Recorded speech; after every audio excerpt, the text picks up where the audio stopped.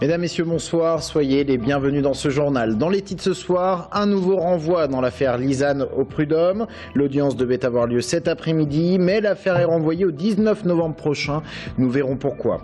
Une veillée en la cathédrale de Tours ce soir à l'intention des chrétiens d'Irak. Une trentaine sont arrivés en Touraine. Ils ont fui les persécutions. Nous en parlerons avec notre invité dans ce journal, Antoine de Béranger, responsable de l'ordre de Malte en Indre-et-Loire. Et puis notre enquête ce soir sur les vols de véhicules. Ils ont bondi de 8% en Indre-et-Loire l'an passé. Et pour débusquer les véhicules volés, un dispositif, l'API et l'équipe Les Forces de l'Ordre. Il vient d'être généralisé par le ministère de l'Intérieur. Présentation dans ce journal. C'est ce que l'on appelle le volet social de l'affaire des mariages chinois. Lisane qui conteste son licenciement de l'office de tourisme de Tours Plus. L'affaire est jugée au prud'homme de Tours. Les avocats devaient plaider aujourd'hui. Mais au final, c'est un nouveau renvoi dans cette affaire qui en a déjà connu plusieurs. Les explications sur place, Audrey Champigny. Seuls les deux avocats étaient présents aujourd'hui au début de l'audience. D'un côté, Maître Chotan, l'avocat de Lisane, et de l'autre, Maître Gillet, l'avocat de l'office de tourisme de Tours. Ce dernier a demandé un nouveau renvoi du dossier. Il a expliqué avoir besoin d'un peu plus de temps pour répondre aux conclusions de Maître Chotan, des conclusions reçues vendredi dernier. Toutes les conclusions avaient été notifiées il y a déjà 6 ou 7 mois, donc c'était des conclusions de pure forme, et c'est d'ailleurs pas le motif qu'avait demandé mon confrère initialement pour obtenir un renvoi. Lisane, arrivé dans la salle d'audience juste avant les délibérés, s'est entretenu quelques instants avec son avocat. Mais malgré l'insistance de Maître Chotan qui aurait voulu plaider aujourd'hui, le tribunal a accepté la demande de renvoi et une nouvelle audience a donc été fixée le 19 novembre prochain. Pour rappel, ce dossier constitue l'un des volets dans l'affaire des mariages chinois. Lisane, ancienne collaboratrice de Jean Germain, avait été embauchée à la demande du sénateur-maire en 2011 par l'office de tourisme, puis licenciée un an après. Un licenciement qu'elle jugera abusif et pour lequel elle déposera une requête en mars 2013 devant le Conseil des prud'hommes de Tours.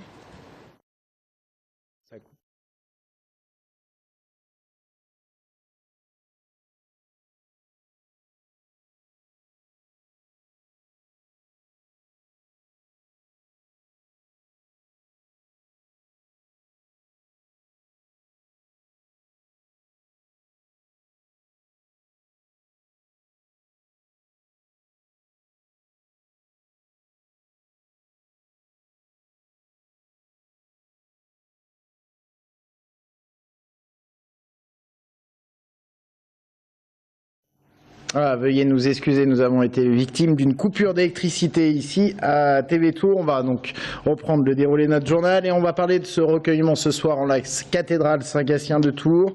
Une veillée de prière en présence de Monseigneur Aubertin et à l'intention des chrétiens d'Irak et de toutes les minorités persécutées. Les chrétiens d'Irak qui ont fui les persécutions pour ceux qui le pouvaient. Nous vous en avions parlé. 150 d'entre eux avaient été accueillis le samedi 20 septembre par Laurent Fabius sur le tarmac de Roissy-Charles de Gaulle et une trentaine ont trouvé refuge Antoine. Pour en parler, nous recevons Antoine de Béranger. Bonsoir. Bonsoir. Vous êtes responsable de l'ordre de Malte en Indre-et-Loire. Déjà, cette question très simple pour commencer, par qui ont-ils été accueillis ces chrétiens d'Irak? Alors, ces chrétiens ont été accueillis par leur famille qui réside à Tours pour beaucoup. Ils sont arrivés en 2011 à la suite des attentats de la cathédrale de Bagdad qui a eu lieu fin octobre 2010. Et ils sont hébergés. Accueil de nouveaux réfugiés. Voilà, ils sont hébergés par les leurs. Ces nouveaux arrivants, qui sont-ils? Ce sont des adultes, des enfants? Alors il y a un peu de tout, il y a quand même essentiellement des femmes, des jeunes et des enfants.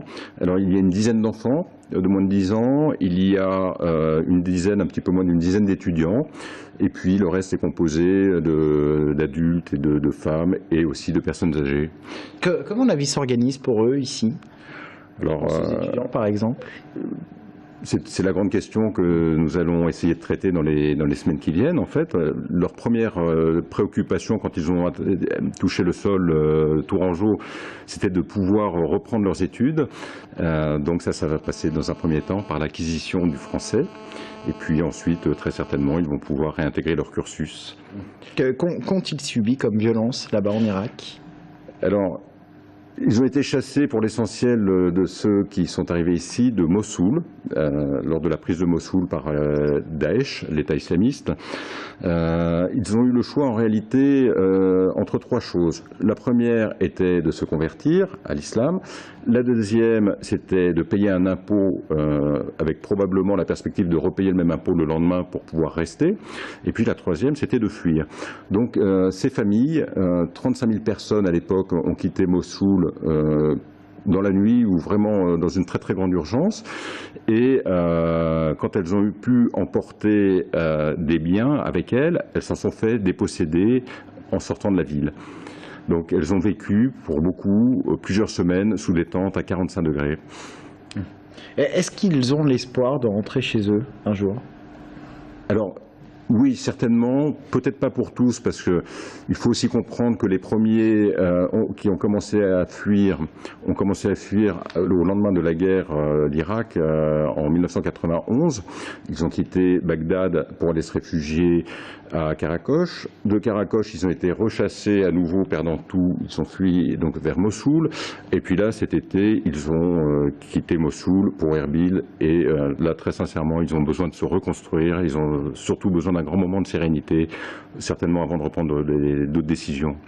Merci beaucoup Antoine de Béranger d'être venu sur le plateau de TV Tour Val-de-Loire. Dans le reste de l'actualité, les vols de voitures. En 2013, ils ont bondi de plus de 8%, soit 665 vols dans l'année. Et depuis le début 2014, on en compte déjà 444. Chiffre arrêté au mois d'août dernier. Les vols de voitures ou de fausses plaques d'immatriculation, une priorité pour le gouvernement qui a présenté 22 mesures dans un plan anti-vol. Parmi elles, la généralisation de l'API des initiales pour lecture automatisée des plaques d'immatriculation, un dispositif qui permet aux patrouilles de police de contrôler en continu les plaques d'immatriculation des voitures qu'ils croisent. Ce dispositif est déjà présent à Tours depuis 3 ans et la gendarmerie d'Amboise est elle aussi équipée. Dossier signé Romain Delville. Qu'est-ce qui ressemble le plus à une voiture de gendarmerie qu'une autre voiture de gendarmerie ?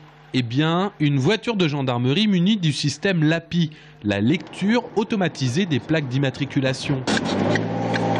Voilà, donc le système est en train de fonctionner. On entend le petit bip, les premières plaques d'immatriculation qui sont passées.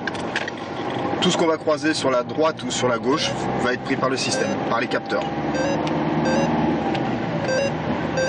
Capable de lire des plaques d'immatriculation devant, derrière, sur les côtés, les plaques des voitures croisées sur la chaussée, de jour comme de nuit, le système LAPI devrait être généralisé en France dans le cadre du plan anti-vol de voitures annoncé par Bernard Cazeneuve la semaine dernière.